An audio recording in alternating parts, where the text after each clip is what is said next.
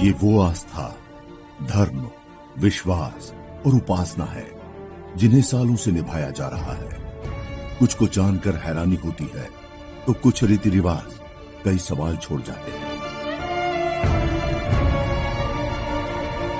दैनिक भास्कर पर देखिए ऐसी ही हैरान कर देने वाली परंपराओं पर आधारित हमारी खास सीरीज पंथ।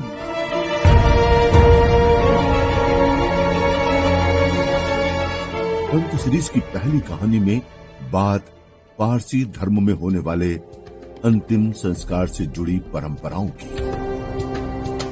मुंबई के रिहायशी इलाकों से दूर मालाबार हिल्स के जंगलों के बीचों बीच है टावर्स ऑफ साइलेंस। पारसी धर्म में मौत के बाद ना तो शव को जलाते हैं, न दफनाते हैं और ना ही पानी में बहाते हैं, बल्कि शव को गिद्धों के खाने के लिए छोड़ दिया जाता है। जब से हम हिंदुस्तान में आए 1300 साल पहले, तब से हमने ऐसा ये बनाया कि एक ही जगह रखेंगे जहां हम स्पेशल एक मकान बनाएंगे जिसमें हम गुजरे हुए आदमी को अंतिम संस्कार के लिए रखेंगे। पारसी धर्म में जब किसी की मृत्यु होती है तो सबसे पहले इसकी सूचना नसा सालार को दी जाती है। नसा सालार यानी पारसी धर्म में वो लोग जिन पर अंतिम संस्कार कराने की जिम्मेदारी होती है। सुनने में थोड़ा अजीब लगेगा, लेकिन पारसी धर्म में परिजन नसा सालार के आने से पहले तक ही शव को छू सकते हैं।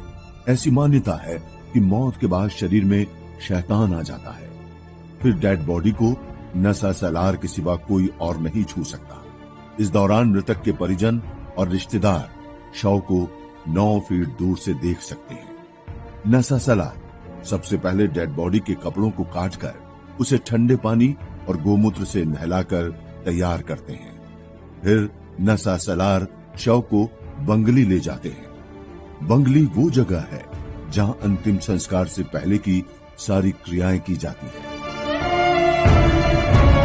यही बंगली के पास बनी बिल्डिंग में नसा सालार रहते हैं, जहां शव को संगमरमर की 3 स्लैब पर रखा जाता है।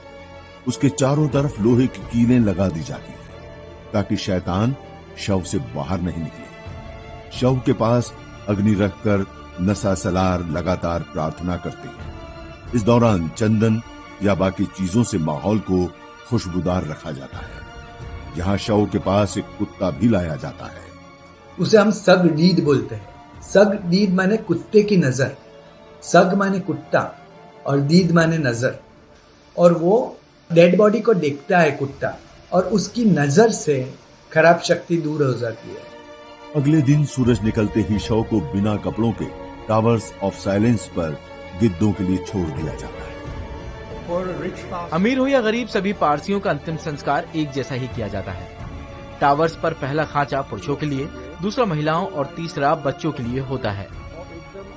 मौत के चौथे दिन होता है डे ऑफ जजमेंट, यानी रूह के फैसले का दिन। इस दिन 4 जज, जिन्हें यज्द कहा जाता है, वो रूह के कामों से तय करते हैं कि उसे स्वर्ग भेजें या नर्क। आमतौर पर शव का मांस गिद्ध और दूसरे पक्षी 2 से 3 महीने में खा जाते हैं। बची हुई हड्डियों को कुएं में डाल दिया जाता है, जहां चूना, मिट्टी और काला नमक इसे गला देता है। इसके बाद भी जो कुछ अवशेष बच जाता है उसे टावर्स ऑफ साइलेंस के पास गड्ढे में दबा दिया जाता है। दुनिया भर में 1,15,000 पारसी आबादी है। इनमें से 40% लोग मुंबई में रहते हैं। 1300 साल पहले अरब शासकों के अत्याचारों से परेशान होकर पारसी 3 नावों में सवार होकर ईरान से भारत आए। यहाँ गुजरात वलसाड के राजा जाधव राणा ने उन्हें कुछ शर्तों के साथ रहने की इजाजत दी। इनमें प्रमुख शर्तें थी कि पारसी गुजराती भाषा सीखेंगे और महिलाएं साड़ी पहनेंगी, हमेशा रात में ही शादी करेंगे, किसी को अपने धर्म में कन्वर्ट नहीं करेंगे। इन शर्तों को पारसी आज भी निभा रहे हैं।